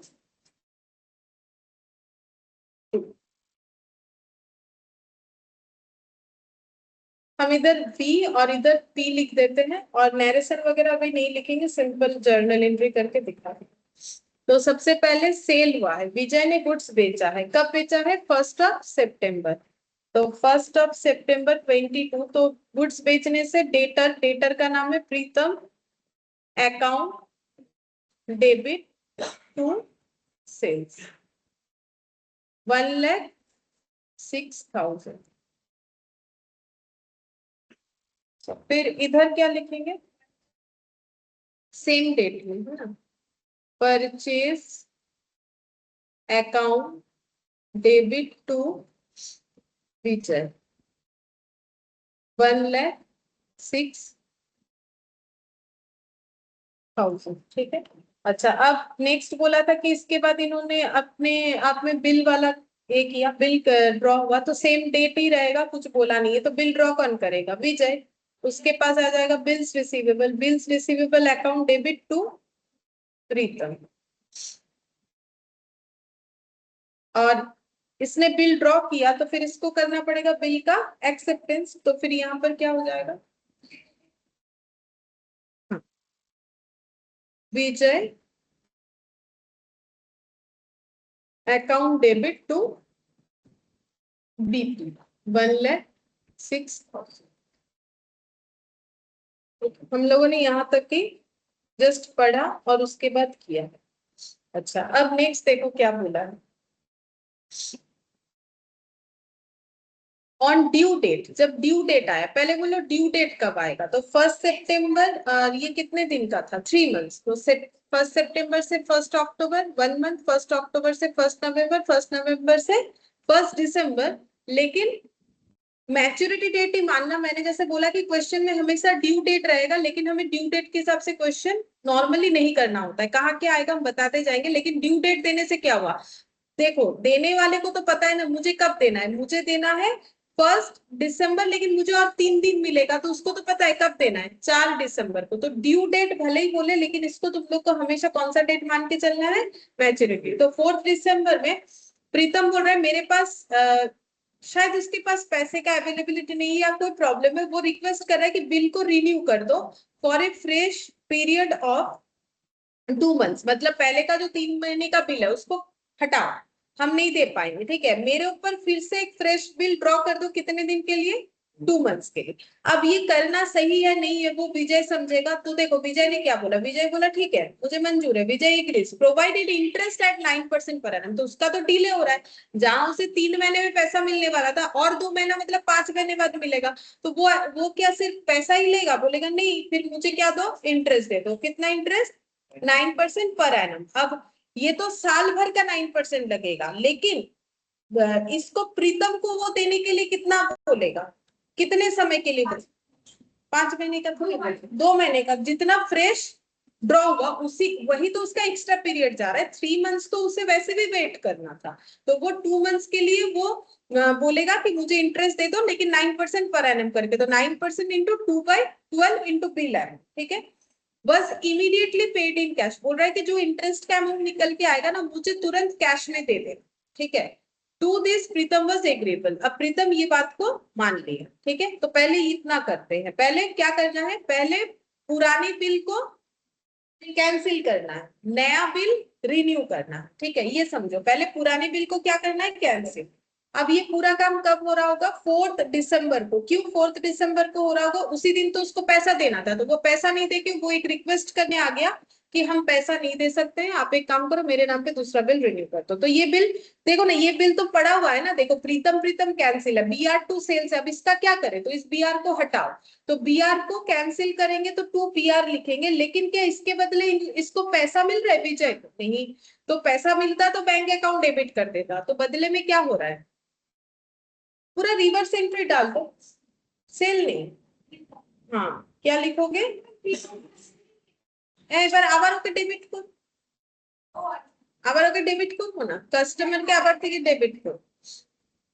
देखो हम लोग का एक्चुअली बिल ड्रॉ करने के बाद प्रीतम प्रीतम कट के BR2 सेल्स हो गया था। अब हम लोग बोल रहे BR कट जाएगा तो फिर से वही प्रीतम 2 सेल्स बन गया। ठीक है, तो अब यहाँ पर इसका भी तो कुछ करना पड़ेगा, तो ये भी बोलेगा हम अपना BP को हटा देते हैं, पैसा तो दे नहीं पा रहे, तो ये क्या बोलेगा? BP अकाउंट डेबिट टू विजय। ठीक है, तो इसका मतलब इसका भी सेम वही केस होगा, जो पहले परचेज टू क्रेडिटर वाला कंडीशन था ना, वही जनरेट हो जाएगा। ये देखो विजय विजय कट गया था, BP कट गया, क्या हो गया? परचेज टू विजय, जो स्टार्टिंग में, मतलब फिर से वही कंडीशन में पहुंच गए जो क्रेडिट सेल क्रेडिट परचेज वाला था। ठीक है, अच्छा अब नेक्स्ट क्या होगा? बोला कि मेरे ऊपर एक फ्रेश बिल ड्रॉ करो, बट प्रीतम ने सॉरी विजय ने एक कंडीशन रखा ये कि मुझे इंटरेस्ट दे देना। ठीक है, तो इंटरेस्ट का इनकम है विजय के लिए और प्रीतम के लिए क्या है? एक्सपेंस। तो पहले ये लोग इंटरेस्ट कितना हो रहा है उसको ड्यू कर लेते हैं। तो बोलो विजय क्या एंट्री करेगा?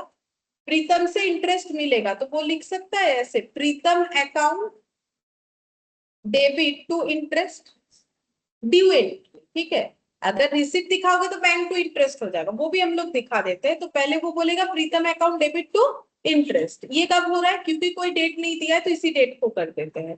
अब अमाउंट कितना होगा? 1,06,000 के बिल के ऊपर इंटरेस्ट कैलकुलेट होगा। इंटरेस्ट का रेट इन्होंने 9% पर एनम बोल रखा है, क्योंकि रिन्यूअल पीरियड 2 मंथ्स का है, तो 2 मंथ्स उसको एक्स्ट्रा वेट करना पड़ रहा है, वो 2 मंथ्स का ही इंटरेस्ट काट सकता है, उससे ज्यादा नहीं। तो कितना हो जाएगा?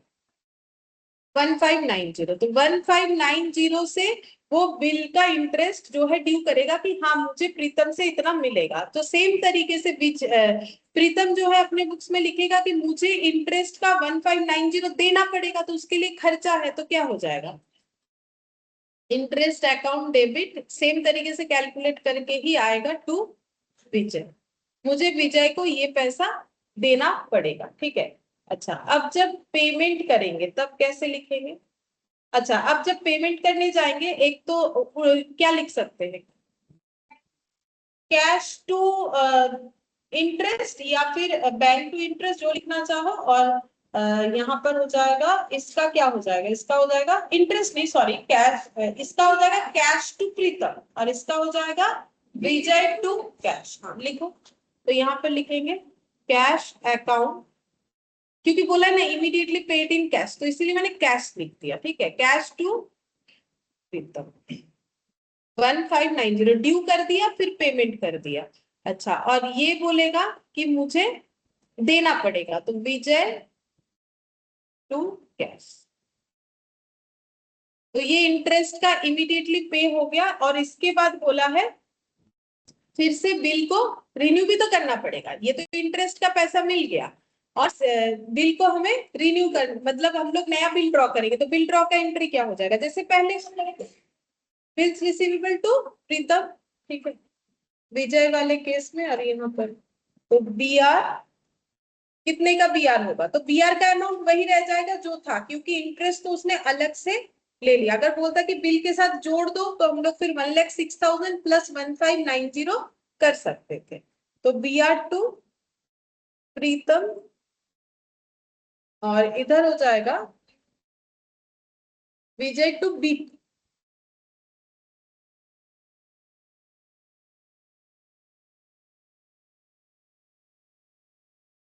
Vijay to BP। ठीक है, अच्छा अब नेक्स्ट देखो, यहाँ पर बोल रहा है the second bill was made. Second मतलब जो दोबारा बिल हम लोगों ने रिन्यू किया जिसका अमाउंट है 1,06,000। Second bill was made on due date. Due date में वो वेट करने का मतलब है पैसा मिल गया, अब उसने कोई प्रॉब्लम नहीं किया। तो ड्यू डेट कब आएगा वो निकालो। तो रिन्यू कब हुआ था? 4 दिसंबर को।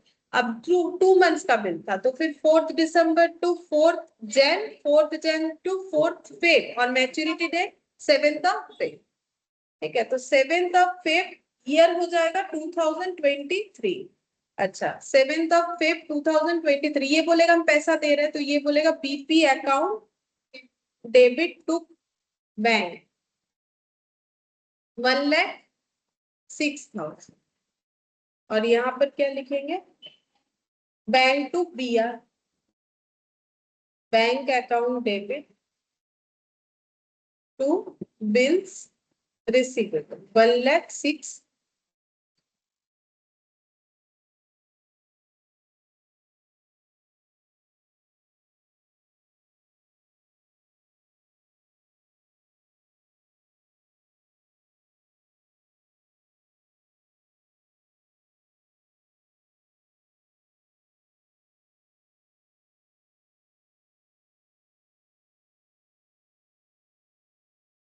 अच्छा, रिन्यूअल ऑफ बिल पे क्वेश्चन तो किया, बस इस पे एक नोट है वो लिख लेते हैं, और आज और कुछ नहीं करेंगे, यही लास्ट है। ठीक है, तो लिख लो रिन्यूअल ऑफ बिल का मतलब क्या होता है। रिन्यूअल ऑफ बिल में हमेशा पहला वाला ओरिजिनल बिल को क्या करना पड़ता है? कैंसिल। वो पॉइंट याद रखना, इसीलिए लिखवा दो, cancellation of original bill and draw A fresh bill for another period on a request of drawing। ठीक है, यही होता है रिन्यूअल ऑफ बिल। अच्छा, और इंटरेस्ट, इस पे एक इंटरेस्ट का केस आ जाता है, क्योंकि बिल रिन्यू होता है तो इंटरेस्ट चार्ज कर सकता है ड्रॉयर। अब करे ना करे वो तो उसका पर्सनल मैटर है, बट हमें क्वेश्चन में देगा कि इंटरेस्ट चार्ज करेगा। ठीक है, तो in case of renewal of bill comma the interest for the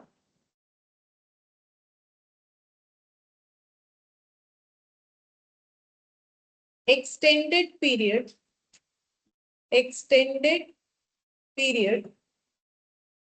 is either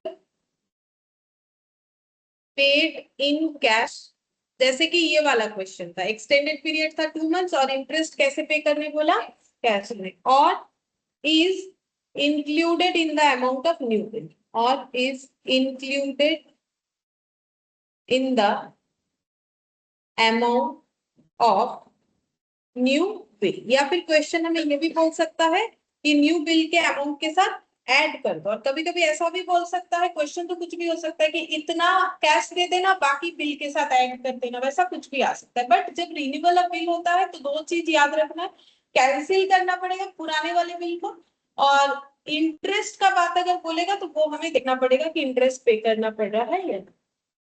तो यहाँ तक अगर किसी को कोई डाउट है तो पूछ सकते हो, क्योंकि आज हम लोग इतना ही करेंगे, बाकी नेक्स्ट क्लास में करेंगे।